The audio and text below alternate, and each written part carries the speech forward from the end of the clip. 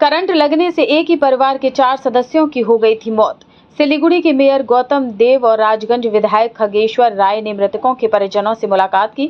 जलपाईगुड़ी जिले के गजलडोबा में भोरेर अलो परियोजना के पास ताकी मारी इलाके में कल एक भयावह घटना सामने आई थी। बिजली के तारों के संपर्क में आने से एक ही परिवार के 4 सदस्यों की मौत हो गई थी। इस दुखद और दिल दहला देने वाली घटना के बाद सिलीगुड़ी के मेयर गौतम देव और राजगंज विधायक खगेश्वर राय मृतक के परिजनों से मिलने पहुंचे।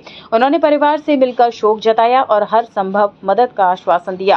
आपको बता दें कि गजलडोबा में भोरेर अलो परियोजना के पास ताकी मारी इलाके में कल एक ही परिवार के 4 लोगों की मौत हो गई थी। बिजली का तार टूट जाने से एक गाय की करंट लगने से मौत हो गई। घर का मालिक गाय को बचाने के लिए आगे बढ़ा। करंट लगने से वह मौके पर ही झुलस गया। उन्हें बचाने की कोशिश में उनकी पत्नी, बेटे और छोटे पोते की एक एक करके मौत हो गई।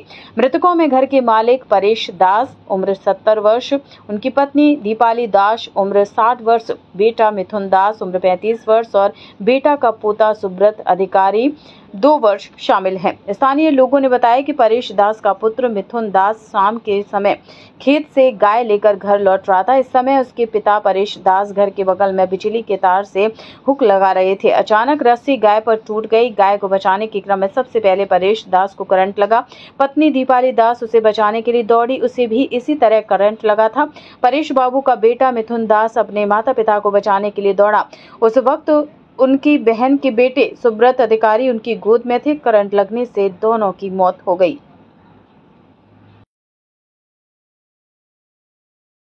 একটা খুব মর্মান্তিক ঘটনা কি পরিবারের 4 জন মারা গেছেন। এই যে ভদ্রমহিলা আছেন তার বাবা মা, তারপর মানে মেয়ের ঘরের নাতি, আরেক ছেলে মারা গেছে। 4 জন। গবাদি পশুও মারা গেছে। ঘটনাটা আমরা জানি যে কি কারণে এই বিষয়টি হয়েছে। আমরা অত্যন্ত দুঃখিত, মর্মাহত। গতকাল মাননীয় মুখ্যমন্ত্রী তিনি আমাকে নির্দেশ দেন যে এই দুর্ঘটনাগ্রস্ত জায়গায় যাওয়ার এবং এদের পরিবারের পাশে দাঁড়ানো। বিদ্যুৎ মন্ত্রী অরূপ বিশ্বাস ফোন করেছিলেন, উনিও রাতে আমাকে বলেন যে এখানে আসতে পারলে ভালো হবে।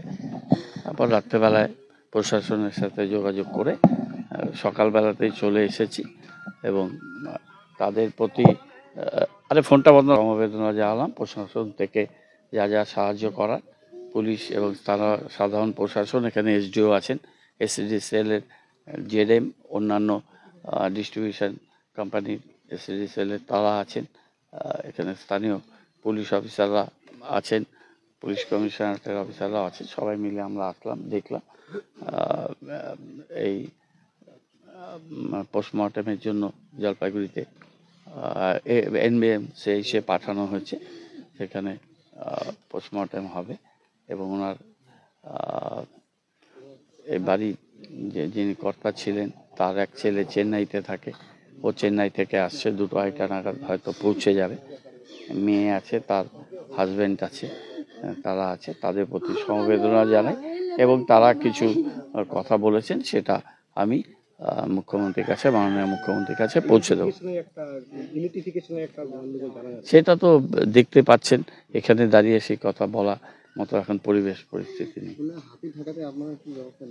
হাতির এখানে কি আছে? এর সাথে হাতির কোনো সম্পর্ক নেই। হাতি করিডোরে ওয়াইল্ড লাইফ ফরেস্ট তারা যে ধরনের ব্যবস্থা নেয়, কিন্তু উত্তরবঙ্গ জুড়েই বনাঞ্চল, এটা আপনারা জানেন। আমি কিছুদিন আগেও এখানে এসেছিলাম যখন হাতি ঢুকে গেছিল, আপনাদের মনে আছে, মুখ্যমন্ত্রী পাঠিয়েছিলেন। তো সেগুলোর ক্ষেত্রে আমাদের ওয়ার্ড অ্যান্ড ওয়াচ টিম আছে, ফরেস্টের বন সুরক্ষা কর্মীরা আছে, তারা মোটামুটি ওয়াচে রাখে এবং তাদের একটা নিজস্ব মেকানিজম আছে, সেই মেকানিজমে যতটুকুন ব্যবস্থা নেওয়ার তারা নেয়। আপনারা কি ব্যবস্থা নেবেন? না না, সেটা তো আমাদের পঞ্চায়েতের ব্যবস্থা বলতে কি, এটা পঞ্চায়েতের কাজ নয়, তো এটা তো লাইন ডিপার্টমেন্টের কাজ। না না, সেটা সচেতনতা তৈরি করার জন্য অনেক বাড়িতেই দেখা যাচ্ছে এরকম ফেন্সিং করা আছে। আসলে কি ব্যাপারটা বলেন তো, এটা লাইনের ব্যাপার, তো ওরা ওই ডিপার্টমেন্টের লোকগুলো বলতে পারবে। তাছাড়া আমাদের এখানে মানে জঙ্গলমহল যেহেতু, তো সচরাচর হাতির একটু হানা থাকে, সেরা তারা হচ্ছে একটু বাড়ির সুবিধার জন্য এগুলো কাজ করে থাকে।